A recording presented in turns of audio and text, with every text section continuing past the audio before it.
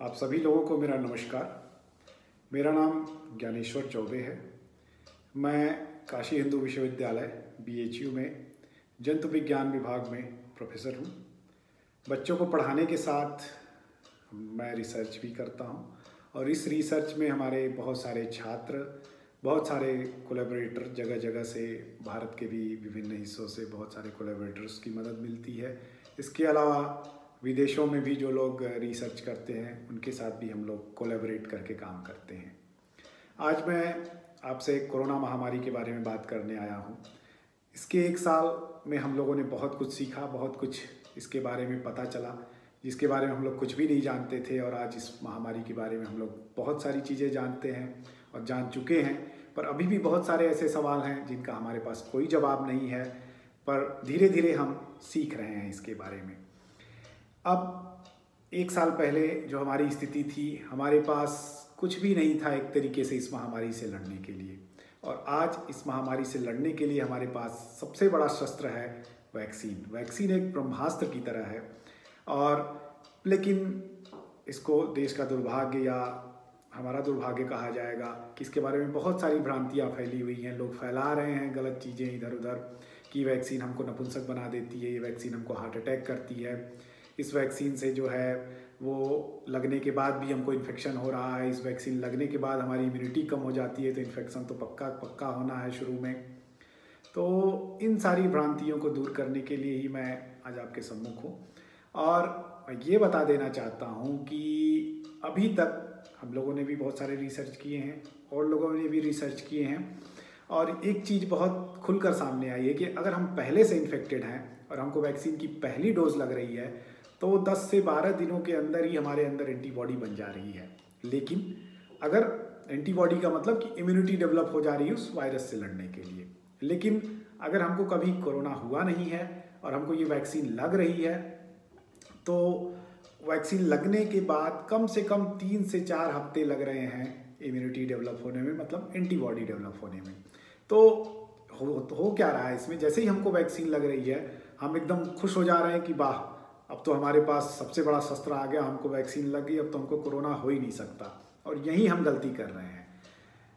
3 हफ्ते के पहले हमको कोरोना हो भी सकता है, बाद में भी कोरोना हो सकता है, लेकिन एंटीबॉडी जब तक नहीं बनी है तब तक हमको सीवियर कोरोना हो सकता है और हमारी जान भी जा सकती है। हम वैसे ही रहेंगे जैसा एक सामान्य आदमी जिसको वैक्सीन नहीं लगी है। लेकिन जैसे ही हमारे अंदर एंटीबॉडी बनती है 3 से 4 हफ्ते के बाद, तो उस समय हम लोग जो है एक तरीके से इम्यून हो जाएंगे, और ये इम्यूनिटी जो है हमको हेल्प करेगी कोरोना वायरस से लड़ने में। अब अगर हमारे अंदर एंटीबॉडी डेवलप हो गई तो क्या हो रहा है कि हमको भले ही इन्फेक्शन हो जाए, अभी जितने भी वायरस के वेरिएंट आप लोग पढ़ते होंगे, वायरस का ये वेरिएंट आ रहा है, वो वेरिएंट आ रहा है, ये बड़ा इन्फेक्टिव है, ये जो है उस वैक्सीन को इवेड कर सकता है, नहीं कर सकता है, वैज्ञानिकों को ये सब डिस्कस करने दीजिए, उनके ऊपर छोड़ दीजिए। लेकिन जो एक चीज़ एकदम साफ है, जो सारे वैज्ञानिक मानते हैं कि इस वैक्सीन के लगने के बाद हमें भले ही कोरोना हो जाए, लेकिन इस वैक्सीन के लगने के बाद हमारी जान जाने का नौबत एकदम नहीं है। ये हमको 100% 100% कोरोना से सुरक्षा देगी। ये कोरोना एक तरीके से वैसे ही जैसे हमको साल भर में 1 बार 2 बार सर्दी जुकाम होता है, उसी तरीके का होकर रह जाएगा हमको वैक्सीन लगने के बाद। लेकिन आप लोग ध्यान रखें कि वैक्सीन लगने के कम से कम ये 3 से 4 हफ्तों में डेवलप हो रही है इम्यूनिटी, तो तब तक हमको वैसे ही रहना है जैसे हम पिछले साल रहे, और मास्क का इस्तेमाल करिए। मास्क हमको बहुत बेहतरीन तरीके से बचाता है, क्योंकि मास्क लगाने के बाद बहुत कम चांस है कि हमको कोरोना हो सके। जो एरोसॉल है, जो वाटर ड्रॉपलेट्स है, जो हमारे मुंह से बात करते समय, छींकते समय, खांसते समय बाहर आता है, वो मास्क के थ्रू जो है पार नहीं हो सकता है। तो मास्क एक बहुत बड़ा रोल अदा कर रहा है, जो हमको मदद कर रहा है इस वायरस से बचने के लिए। तो सारे प्रोटोकॉल्स फॉलो करिए, लेकिन वैक्सीन को एक अपनी ज़रूरत बना लीजिए कि इस वैक्सीन के साथ हम बहुत ही ज़बरदस्त तरीके से कोरोना को हरा सकते हैं।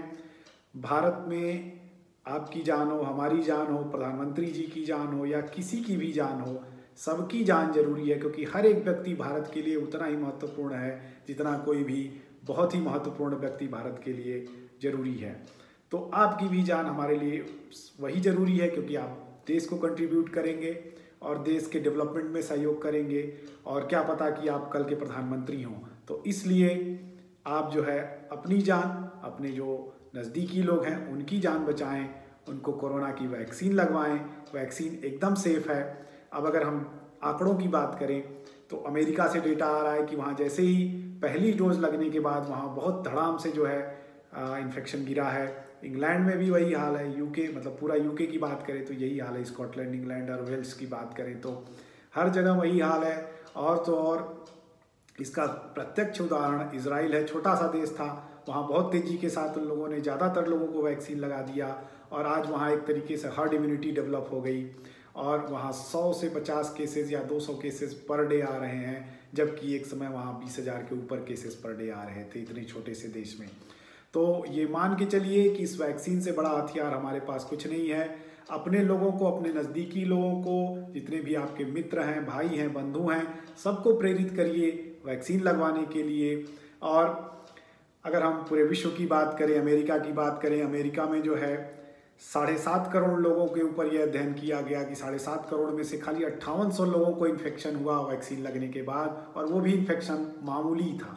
तो ये एकदम क्लियर है कि वैक्सीन हमको बहुत ही ज़बरदस्त तरीके से मदद कर रही है। हमको कोरोना वायरस के इन्फेक्शन से तो बचाए ना बचाए, लेकिन हमको मरने से पक्का बचा रही है।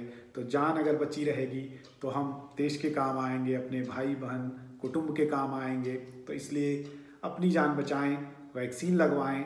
और अगर हम इस वैक्सीन की साइड इफ़ेक्ट्स की बात करें तो शुरू में बहुत सारे लोगों को पहले 2 दिन 3 दिन फीवर आता है, बहुत तेज़ बुखार आता है, लेकिन उससे घबराने की बात नहीं है। सर दर्द आता है, नशा जैसा लगता है, लेकिन ये सब बहुत छोटी छोटी चीज़ें हैं आपकी जान को खतरे से लेकर के। ये खतरा आदमी सह सकता है, लेकिन जान जाने का खतरा नहीं सह सकता है। तो इसलिए आप जो है वैक्सीन लगवाएं, लोगों को प्रेरित करें, और ये मान के चलें कि इस वैक्सीन से कुछ लोग ये भी बोल रहे हैं हार्ट अटैक होता है। नहीं, ऐसा कोई भी डेटा नहीं आया है, नपुंसक बनाता है, ऐसा कोई भी अध्ययन आज तक सामने नहीं आया है। कुछ लोगों का यूरोप में ब्लड क्लॉट की बात हो रही है, लेकिन भारत में अभी एक भी इस तरीके का केस अभी तक नहीं रिपोर्ट किया गया है। तो वो भी ब्लड क्लॉट 5-6 लोगों में आया है करोड़ों लोगों में से। तो इसका चांस बहुत रेयर है, बहुत ही मामूली है कोरोना से इन्फेक्शन होके जान जाने के चांस को अगर हम कंपेयर करें तो इसलिए इसको एक सबसे बड़ा आप अपना काम बनाएं। हर काम को छोड़ करके वैक्सीनेशन करवाएं। अभी 45 साल के ऊपर के लोगों को लग रहा था, अब 1 मई से जो है 18 साल के ऊपर के सभी लोगों को लगेगा।